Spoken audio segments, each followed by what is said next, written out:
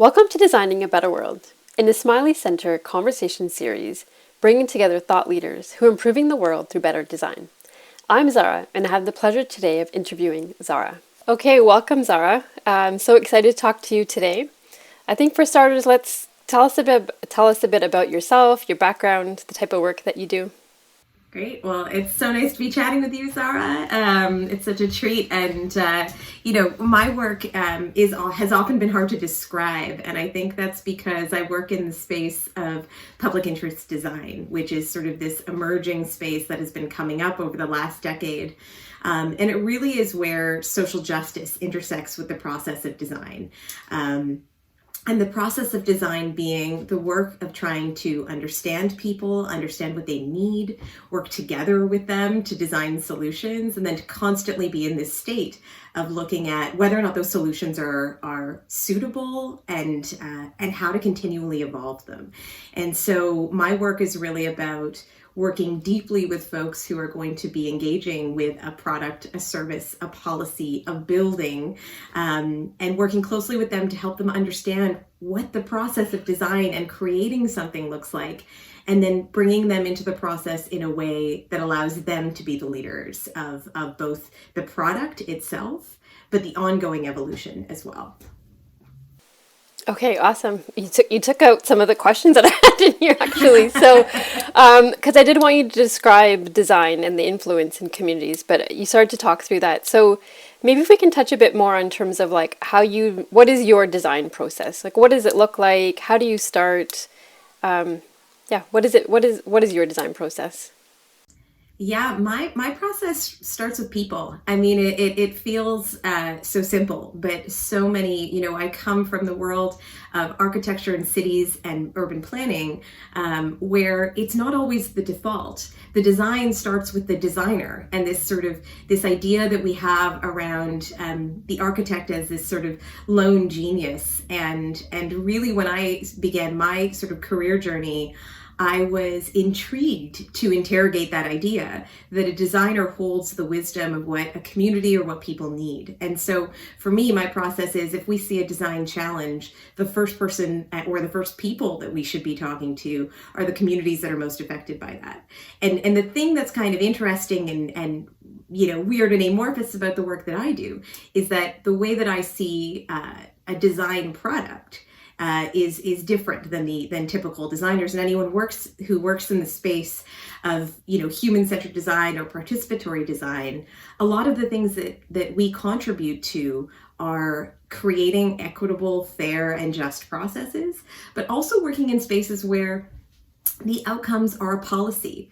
The outcomes are a better service. So, I've worked in the space of reforming some of Canada's sort of benefits programs like old age security and employment insurance. And the outcomes of that are not a product that you can hold and look at, but a more dignified process for people to enroll in those benefits programs, as an example. Or sometimes it's an outcome like a service that is created to serve a need that is currently unmet. So it's this interesting space where sometimes, yes, you are creating a process that results in a building that people co-design and work together on and work collaboratively on over an extended period of time to see come to life. But often it's these things that are almost like hugging a cloud, because they're not designed in the way that we conceive of it as a thing that you can hold. Okay. So how did you get started? Like, what made you start with people as part of your design process? Is that always just been the way that you've thought? Like, how did you get started with including people? Yeah, I mean, my work began when I fell in love with the world of architecture. And I started, I did an undergraduate degree where I had a focus on architecture. And through that process, I was applying to architecture firms, and I was trying to get involved in volunteering and all of the things that I could, applying to grad school. And when I had opportunities to talk to architects, I always ask the question, so how do you get people involved? How do you understand the communities that you're working in? And the response I always got was, we do surveys and we have secondary research and we have reports.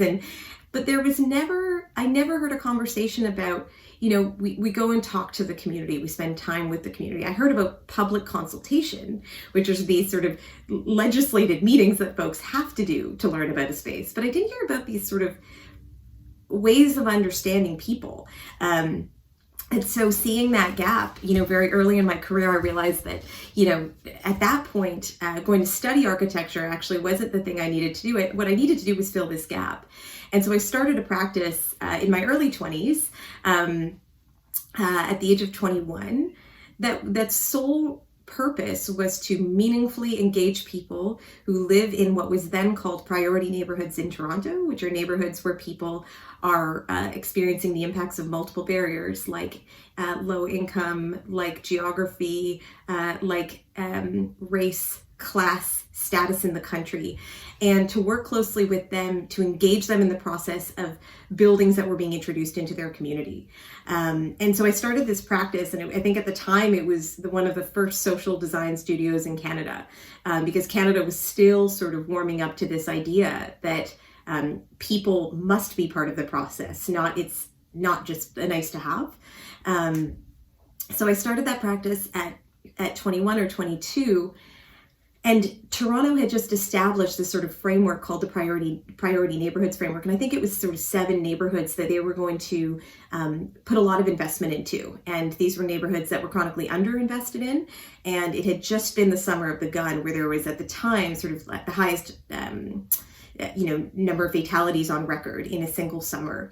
And so Toronto needed to heal. And so they were going to invest in these communities, and through a series of very lucky events and a bunch of cold calls, I found myself in one of these communities with a small budget to do public art, but working really closely. My default was go talk to this community. What are your public art needs?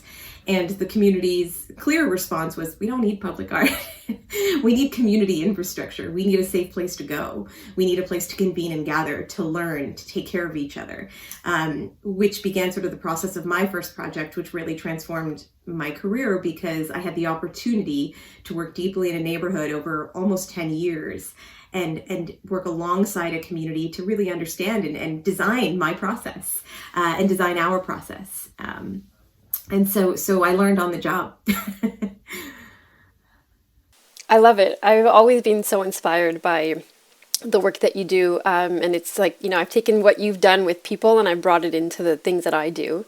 What has been the most challenging part about including people in the design process? That's a great question. I mean,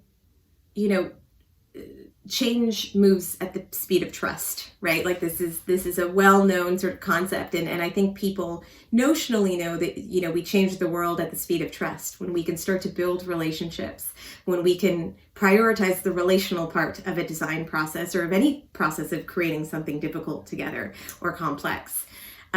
The most challenging part of that is that the speed of trust is often pretty slow, and people want to see results fast. And so whether it's been community design processes around architectural projects, which, sometimes take a generation, sometimes take 20 years to come to life, especially when they're funded by government and all sorts of complex actors. I think the other piece is that part of it is building trusting relationships. And then once you build those trusting relationships, starting to learn about people, talking to them about not just the thing you're working on, but their whole lives, and trying to figure out where the thing you're working on fits in. So an example of that is, when I did some work with old age security, part of what we were trying to figure out was, why are 55% of eligible Canadians not enrolling in this program that has sort of single-handedly been credited with alleviating poverty in seniors in Canada? And one of the things we did not want to do is go and ask seniors, why aren't you enrolling in OAS? We went to ask seniors, tell us about your life. Like, what's going on in your life? And so they would walk us through our lives, and we would find opportunities where we could, introduce a process of enrollment that was a little more natural, or we would find moments where they had really negative experiences with government. And I always tell the story of that, I don't know, the CRA font. Do you know the CRA font? I don't know. Tell us a bit more about that. The CRA font is the scariest font. It is a typeface that I think a lot of Canadians, when we went and talked to them, said, you get that letter from the CRA, and even if your taxes are up to date, it's terrifying because you think you've done something wrong, right? You know those letters. And so one of the things that we learned was just by talking to people that some of these interactions they're having with government are so negative. So they're just standing back. They are trying to avoid government interactions as much as possible. So for that reason, when they would get letters that said, hey, you should be signing up for OAS, or next year, we're going to start, when you turn 65, we're going to start putting money in your bank account, it freaks them out. And so part of the work that we have to do is actually learn about those things and learn that actually if you change the typeface on the letter that people get on their 64th birthday, saying next year, we just want to say thank you for being a Canadian for however long you've been in Canada. And we're going to start, putting some money in your bank account. And this is a thank you for being Canadian. This is a thank you for your contributions to the country. This is not welfare. This is not social assistance. This is a benefit. And so many people, it totally transformed their experience when we got to the process of designing and we talked about changing the font. We talked about changing the language on the letter. And so all of this takes so much time, right, to understand this, to witness people's lives, to really get a sense of what it is that they need and when they need it and when they want to be communicated with. And so I think these processes, not a lot of institutions have patience. And they want, results, especially politically affiliated institutions like governments. They want to see progress really fast. And I think part of the process is convincing them that if you build the trust, all the rest of everything else flows. Now, I was just going to say, I face that in my day-to-day in terms of the organizations and getting them to buy into that patience and the process and even them trusting. So how do you overcome some of those barriers with these organizations that, are in power and they do hold that control of making the change? Like what do you do? How do you approach some of those obstacles that come in the way? I mean, I think part of the case for good, fair, just, equitable design that, and the way I define that is design that sort of takes into account the needs of folks who it's trying to serve and does it in a way that, builds people's literacy around the process and builds people's capacity to engage as it's creating something. I think part of the case I make is that you end up building, the right thing once instead of the wrong thing like 10 times, which we see all the time, right? Especially in the spaces that I've worked in, and especially working in the communities that I've worked in over the course of my career that have, experienced underinvestment and then so much investment and then underinvestment. It's always this sort of repeated cycle because they don't properly engage people to understand what they need and what they might need over a generation, and begin continual dialogue, even when you're not designing something. And in the case of old age security, what was so brilliant was the federal government had allocated hundreds of millions of dollars to redesign that program, and the benefits programs for Canadians. And when we went and talked to seniors, and they just said, look, it's scary to apply to anything in government. And you feel a sense of shame because you don't understand it. You should have known the process. And it's lonely, right? Turning 65 can be really lonely for a lot of folks. And so we just need it to be a little more clear because we don't want to have to ask people.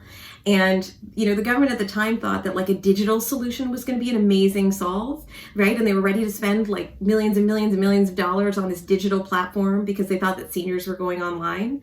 But so many seniors said, like, we're not doing stuff like this online. Like, we're looking at Facebook, we're looking at our newsletters and our email. Like, we're not doing our government stuff online. We're still doing that at the bank. We're still doing that at Service Canada or Service Ontario or wherever we live. And so one of the things that we learned was that through that process, what we thought was going to cost, what the government thought was going to be like $100 million digital solution ended up being like an under $1 million, paper-based solution. We created a PDF that had a map and said that it was a benefit, not social assistance, and all these different things. And so there's a cost efficiency too, right? When you build these kinds of things well the first time, you're serving a need, and then you're freeing up resources that would have otherwise been wasted on designs based on assumptions. it's so much easier putting together those digital solutions versus getting people, talking to people and doing the change. So I can see how that shift to getting that buy-in, the people side it's the better way, but it's all oftentimes the harder way to go. Can you talk a bit more about your most memorable experience? I know you talked about a couple in terms of, when you were 21, as well as with the old age security work that you did. Any other memorable experiences that are people-centered design, and what about them made them memorable? I mean, there's so many cool projects, and I think that any project, like so much of my work, is a journey into people's lives and a journey into storytelling, right? It's as much about sort of building trust and asking good questions and really being open to hearing about people's entire lived experience, even though you just want to design one thing, and that patience and that practice. And I think there's been stories where, I worked on a project here in Toronto that was talking about sense of belonging on the waterfront, and knowing that in Toronto the waterfront is so important to communities who don't live on the waterfront. Right? It's important to people who live all over the city. And so we did this beautiful research project that talked about how do people who don't live actually on the waterfront cultivate a sense of belonging when they do go visit, Toronto's waterfront. And so, I remember this, a lot of our research, before we go and have conversations with people, we do this thing called distance ethnography, where we get to know them over WhatsApp, and we get to know them, in the mail and sending notes back and forth.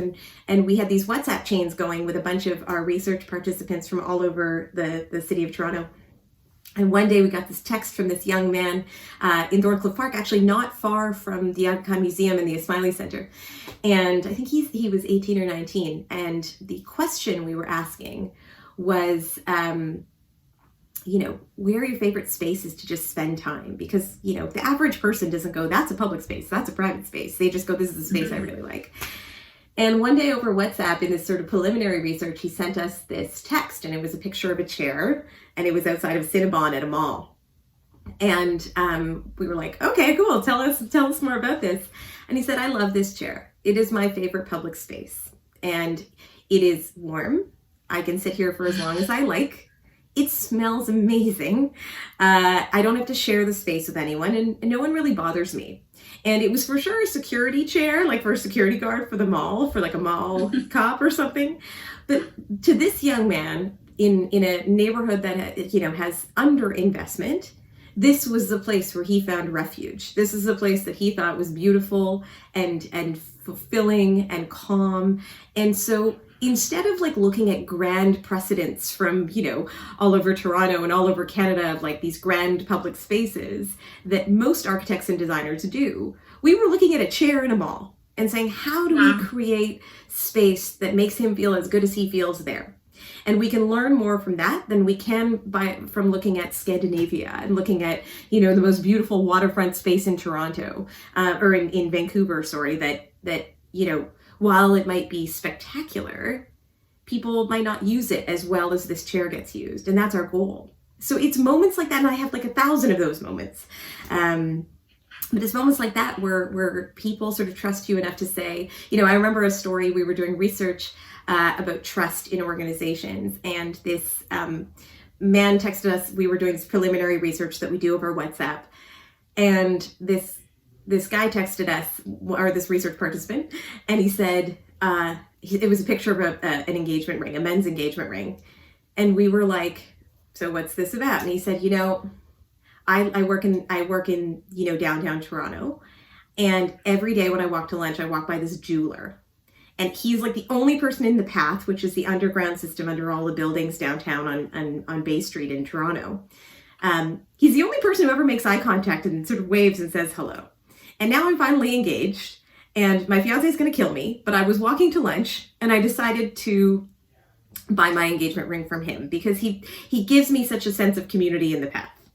And that is not logical, right? We know this about people. We do not behave in logical ways.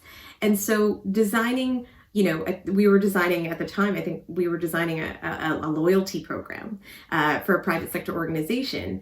And what we were trying to understand was, how do we incorporate the principles of like how he built trust with that person, which was making eye contact, saying hello, versus just sort of thinking about, how do people think about loyalty programs, right?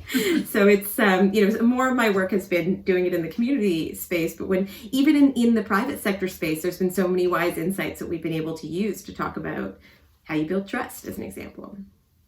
Yeah, I love that that chair story. Like I think it just takes it down to we're all human at the end of the day, and we all experience things as human, and so you need to design for that human side of all of us. I love both those stories. So let's talk a bit about the pandemic. Has the pandemic impacted the work that you do and how you do it? Yeah, I mean, the pandemic has, to be candid, really surfaced conversations that I have felt have been sort of fringe or marginal conversations for a really long time. I've been, since my first day out of school, I was talking about fairness, justice, and equity in our cities and our communities and in our buildings. And then, later in my career around our services and policies and programs and things like that. But what before felt like a fight, the pandemic showed sort of the cracks in our society and really shone light on these places where we haven't actually deeply considered people's needs. And we haven't designed cities and our communities, we've designed them for some really well and for everyone else, not very well. So the pandemic has changed my work because it has become central to so many conversations in public sector, private sector, not-for-profit and philanthropic organizations. The conversation on how they can center people in their process to have more equitable and fair outcomes is now central to decision-making of institutions and organizations. The other thing that's been really cool to see is this sort of move towards mutual aid and like this taking care of each other. We need to actually care for our neighbors. We need to be checking in and in my world, that's called social infrastructure, like knowing someone in the street, on the street, in your neighborhood, in your community, and having enough trust with them to be able to take care of them. That's what builds resilience in our communities, right? That's what helped some neighborhoods during the pandemic, is people knew each other and they reached out to seniors and they reached out to people with limited abilities. They reached out to young families and said, or folks in low-income communities and said, are you okay? And there's a quote that I really love from an Indigenous artist, Lila Watson, and it says, if you've come here to help me, you are wasting your time. But if you've come here because you believe our collective liberation is bound, let us work together. And I believe that we've moved sort of to a space where people realize that, we need everyone to be lifted, right? Like my colleague always likes to say, if there's a hole in the roof somewhere, like if our city is a home and there's a hole in the roof somewhere, we're all gonna flood. Right. And so we need to think about, like, it's not, there's areas of the city like Northwest Toronto that have experienced the impacts of the pandemic harder than anyone else. And now we've realized that, like, a lot of folks didn't realize that that's where a lot of essential workers live. Right. That's where, like, and so and there's been this fight around the minimum wage that has been sort of this marginal fight. But now we realize how important it is, right, for folks to have paid sick days and the minimum wage and all of those things. And a higher minimum wage. And so I think that's been, of the very few things that have sort of, this pandemic has helped advance, I think that's one of them, is the conversation about equity is so important. And we understand that it is not a charitable activity to do work for folks who are experiencing barriers, but an act of sort of solidarity, right? That we need to lift everyone. Yeah, just hearing you talk about those stories, I mean, it just makes me think about where I live now, and we've now developed this like bond with our neighborhood that we didn't before. And so I like this, the pandemic has definitely been hard, but there is this silver lining that has really had us really think about the people that do kind of like set the infrastructure, the foundation of our society. When you talk about essential workers, and it's brought to light all of these things. So what have you been working on over the pandemic? What has been your focus?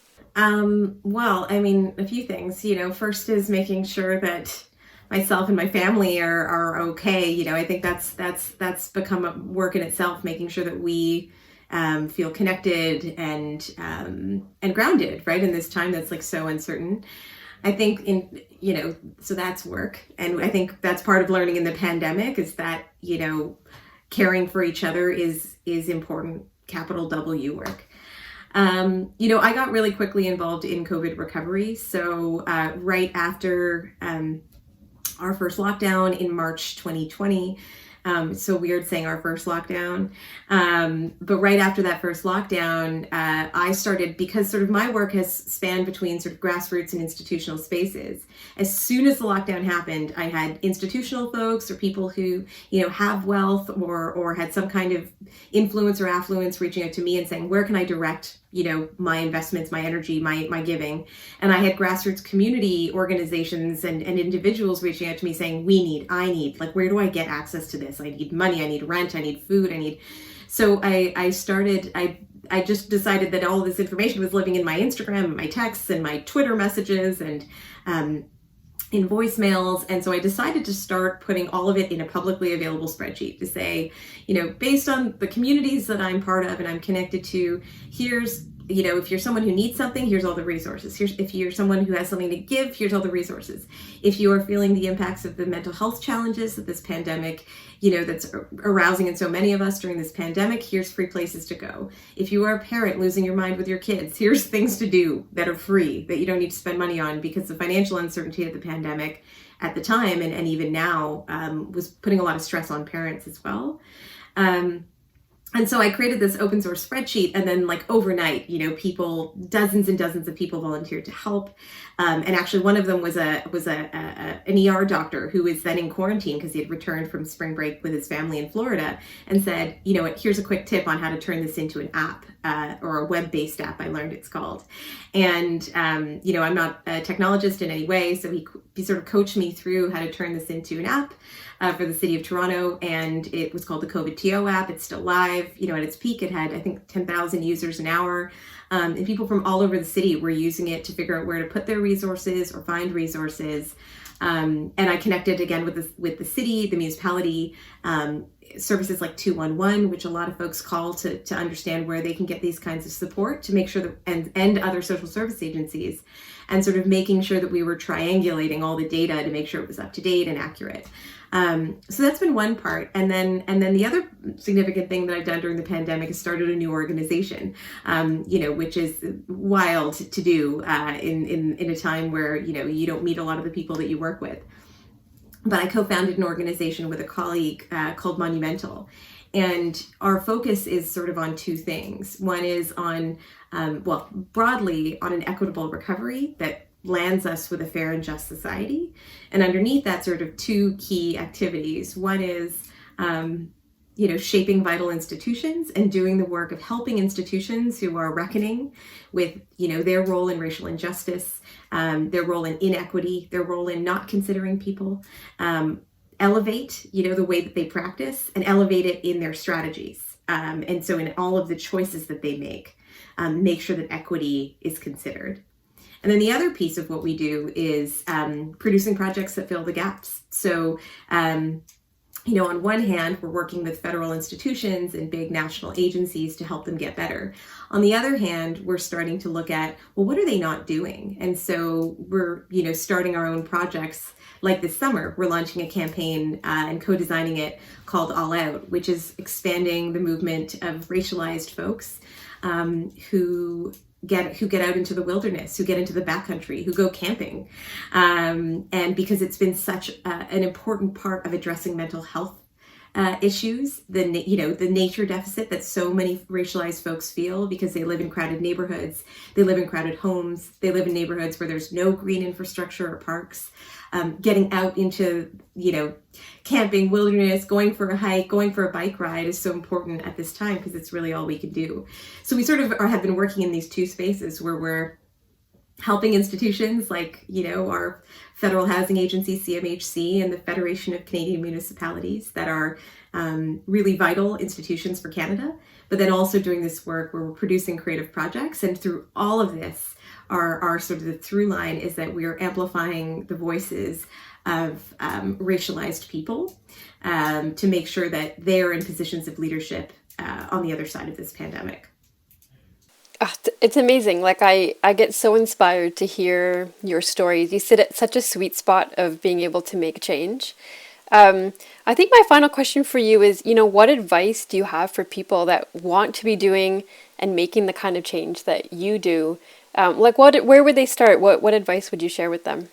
I mean, right now, I've been really inspired by the mutual aid networks, and wherever, folks are tuning in from, I'm sure there is one, which is networks of people in neighborhoods and communities who have come together to volunteer their time and energy to take care of the people who live around them. And, I've been part of a lot of these conversations here in Toronto about how to start a mutual aid network and how to participate. And the thing that keeps coming up is just knock on your neighbor's door. Like knock on someone's door. It's like figure out, where the senior citizens are in your neighborhood and community, and keep them company by having a short chat with them on their front doorstep at a safe distance, and just giving them an opportunity to feel connected to someone. So it feels like really simple stuff, but that's when we talk about social infrastructure, which are these networks that help us be more resilient when, there's shocks and stresses to our system, like a pandemic, like floods, like tsunamis, like hurricanes. It's these social networks, but these social networks get built by making eye contact and talking to people and learning, and especially right now, like flexing that muscle a little bit and making sure that it doesn't atrophy, that we remember how to talk to other folks because we've been told to stay away. And so to do so in a safe way, even picking up the phone, is a huge piece. I think the other piece that I always tell folks is remember that when you're going to solve a problem, and specifically for those people who work in organizations and even large organizations, when you're framing the problem, and I'll use the example of old age security, make sure you're framing it in a way that is similar to how people are sort of asking themselves the question, right? It's similar to the way that the people experiencing the issue are framing the problem. So an example with old age security was, I think the government kind of, their perspective was, how might we create a digital solution for old age security? And then when we talked to people, they said, how might I feel less shame about taking money from the government? Two very different design projects. Mm-hmm. So make sure the question you're asking or the problem you think you're solving for is the problem that people you're trying to serve are also asking, or the question they're also asking themselves. Yeah, it's these, I don't want to call them simple, but some of this is really like simple things in terms of ask people the way you'd want to be asked, treat people the way you'd want to be treated. And I think the pandemic has really highlighted that fact of, just reach out to people because you want people to reach out to you in that safe way. So the pandemic has really allowed people to come together and connect in this awesome way. So thank you for that advice.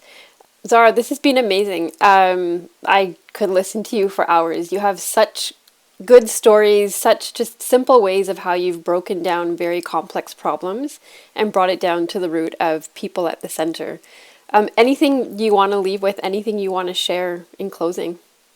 I love talking to you, Zahra, so this has been really easy, and thank you for being such a great moderator. I think just, the principle of people first, it always holds, and it's a really easy way to take these like very kind of esoteric and theoretical frameworks around what design should be, and it's a very easy way to evaluate, does it serve the people it was meant to serve, and does it serve them well?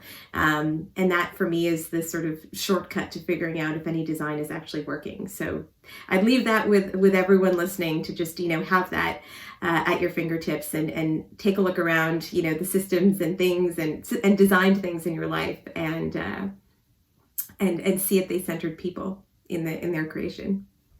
Amazing. Thank you very much. This has been great. Thank you.